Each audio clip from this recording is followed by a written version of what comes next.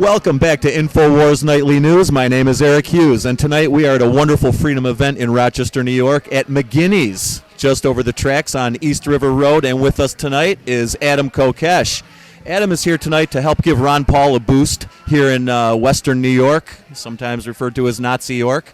But we have our issues here that we're trying to work out with people like Adam and some other wonderful patriots who've been here tonight. The place was packed. The parking lot's full. There's some great people here. It's a real solid, intelligent crowd. And Adam, could you give us a brief description of what your speech entailed tonight?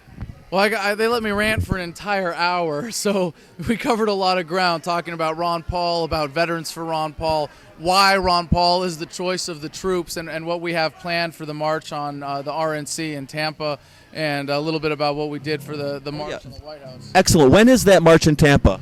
August 27th, with the first day of the Republican National Convention. We're going to be marching, but more importantly, we're going to be there as a continuous presence for the entire convention with signs, lobbying, being, just covering the avenues of approach to the convention center with signs that say another veteran for Ron Paul. But let me just say about this event tonight, I really appreciate events like this because there are too many people who want to make the message of liberty statists are stupid and government is evil and, be afraid. But events like this, we really get to build community and come together where we're celebrating the message of liberty and we're enjoying it. And we're enjoying each other's company and making those connections that make us better activists and help us prove the fact that being a libertarian makes life better.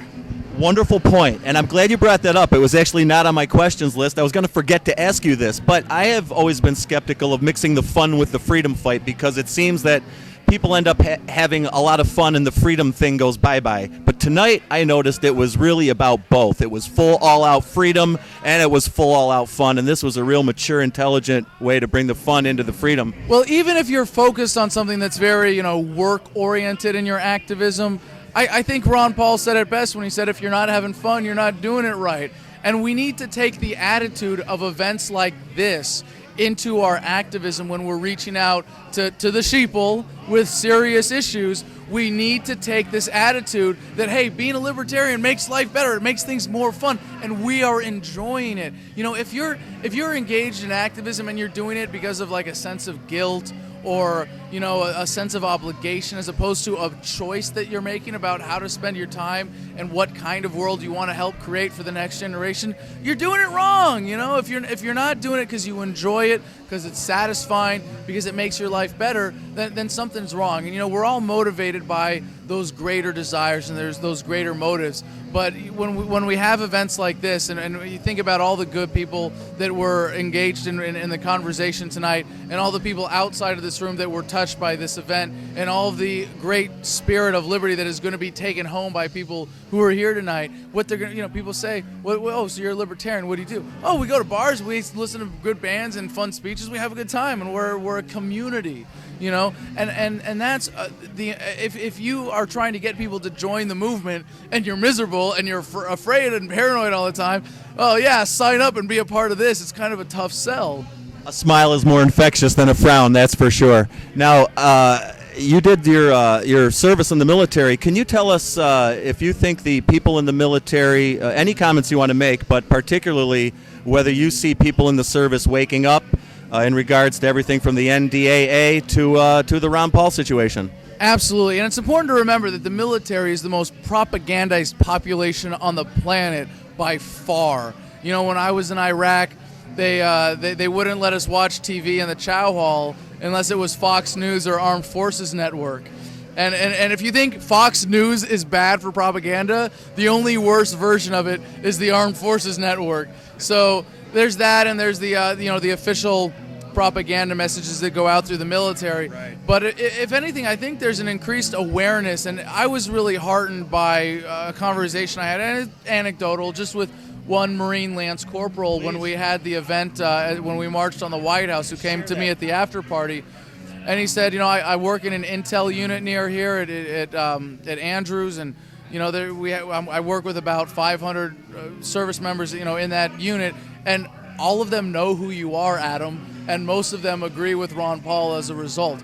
And I was just blown away by that. And I think there's a delayed effect that people are waking up. And it takes a long time, especially when you're in the military, to have the courage to face up to the implications of what you're realizing for your own life, your own duty, and your own situation, the orders that you're carrying out every single day. So I think it's really exciting to see that this wave of veterans coming home as well are coming out of the service with that increased awareness. And when they're coming out, a lot of them are choosing not to re-enlist because of their awareness. And they'll never say anything more about it than that. But already that's really huge. And just the fact that we have the internet, that people are able to get information covertly, that soldiers are able to go to Infowars.com, they're able to watch videos from AdamVersusTheMan.com to see that there are other veterans speaking out about this, speaking to their experiences. I think it's huge. And I really think that I don't want to make predictions as to what the effect is going to be. We had over 300 veterans marching on the White House with Veterans for Ron Paul. And according to the squad leaders that checked the proof of service of everyone in that formation, from that we guessed that there was at least 20% of them active duty. And there were a bunch of active duty that were there that chose not to march because it's kind of a legal gray area, but they could be there as observers and supporters. So I'm really excited to see that, we had the start of a mutiny on our hands there. But like I said, I don't want to make predictions as to how it's going to be manifest, but the fact that you can't stop service members, you can't stop the troops from having access to the internet means that they're able to do this, that when they get that little spidey sense tingling, like, hey, this doesn't really add up, what we're doing here doesn't quite make sense, they're going to get online, they're going to see people like me speaking out, they're going to hear people like Ron Paul, they're going to see people like Alex Jones spreading his message and bringing that awareness to the world. It's undeniable. Like, you can't get away from it anymore. And if anything, when we see Americans burying their heads in the sand because they're just happy little tax cows and they can go about their lives and everything's okay, when you're in the sandbox in the military, it's a lot harder to bury your head in the sand and deny all that when your life is on the line every day. And there's that extra incentive to be paying attention to the politics and the manipulations and the exploitation that is the global war on terror. So I would hope that, if anything, the awareness that we're seeing in the veterans movement for Ron Paul is a mirror of what's happening covertly on active duty right now. Well, that's wonderful news to all of us in the freedom movement. So on that note, I would like to thank Adam Kokesh from MicGinny's in Rochester, New York, for being with us tonight. And from courtroomobservation.com, my name is Eric Hughes.